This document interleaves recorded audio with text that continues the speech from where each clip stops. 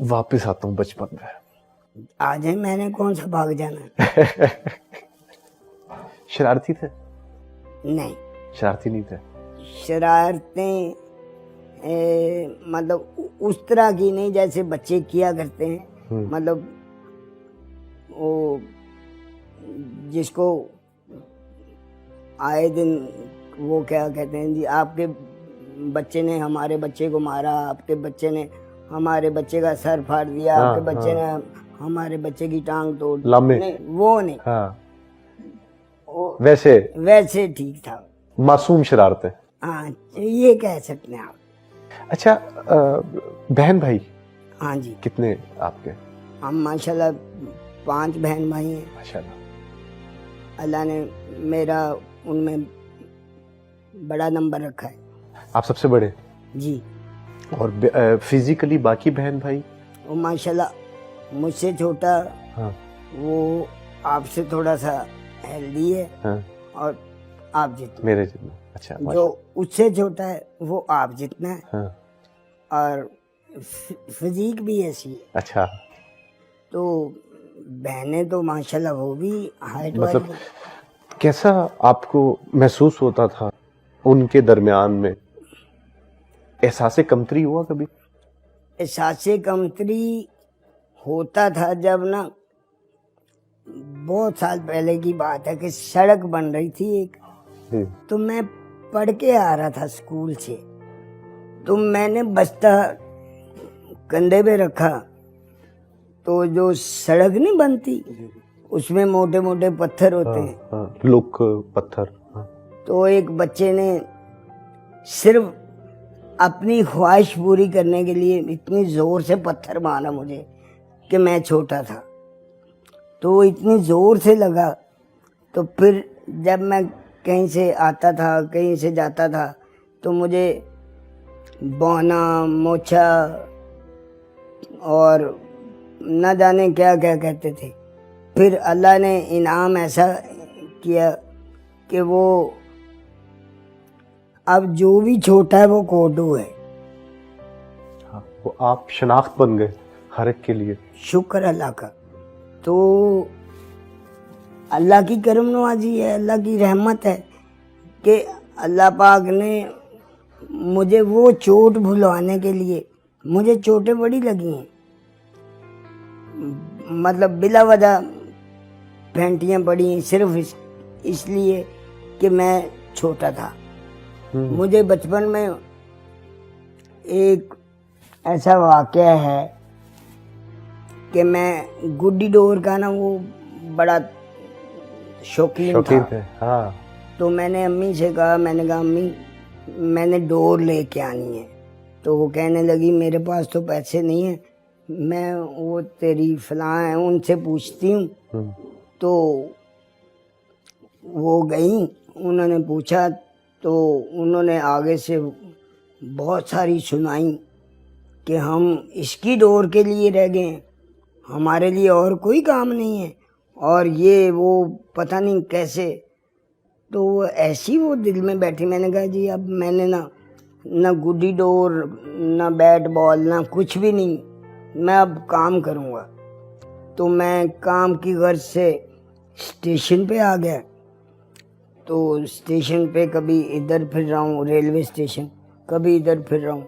तो एक साहब पैंट शर्ट पहनी उन्होंने, तो वो आए, वो मुझे कहने लगे परेशान फिर रहे हो,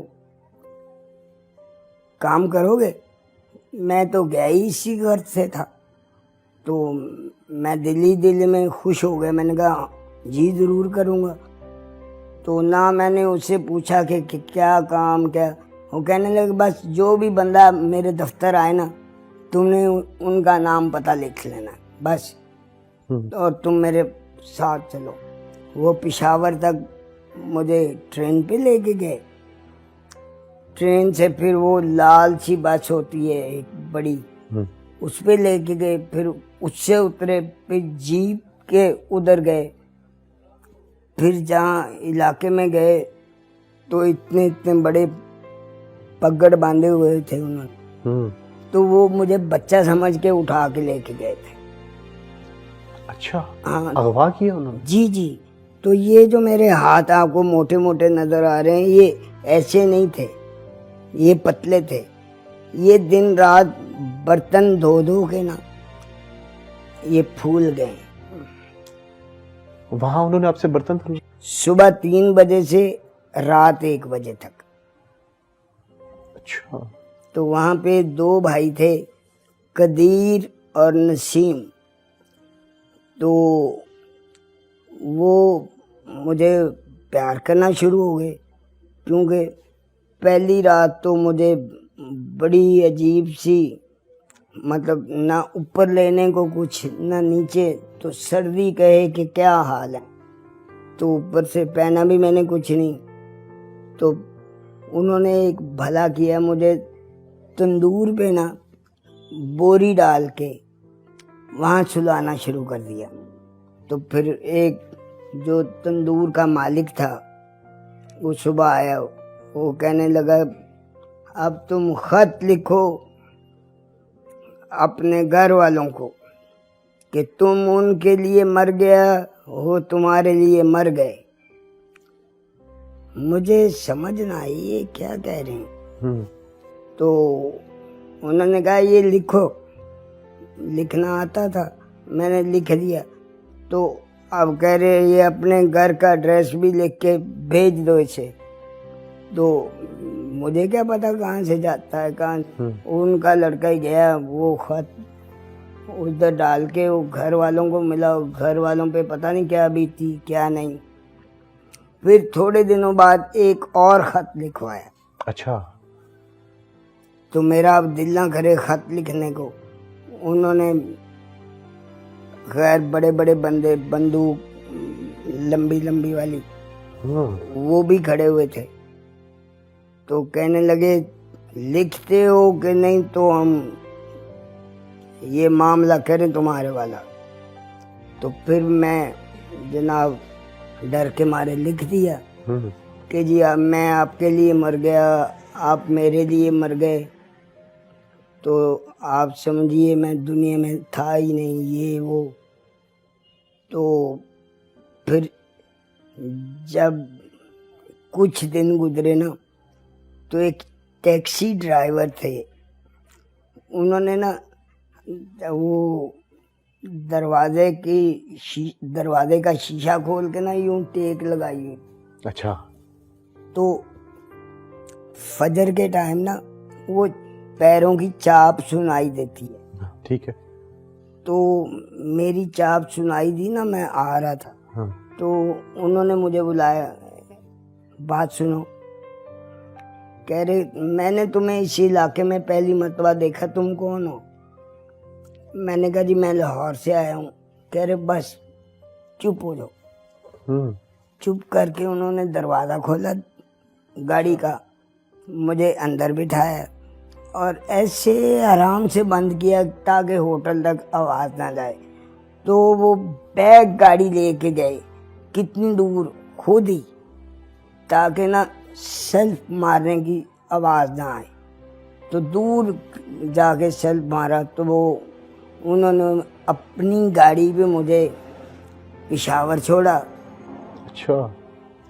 और अपने पल्ले से किराया दिया, अपने पल्ले से मुझे खर्चा भी दिया कि ये रास्ते में तुझे भूख वगैरह लग गई तो ये खा लेना।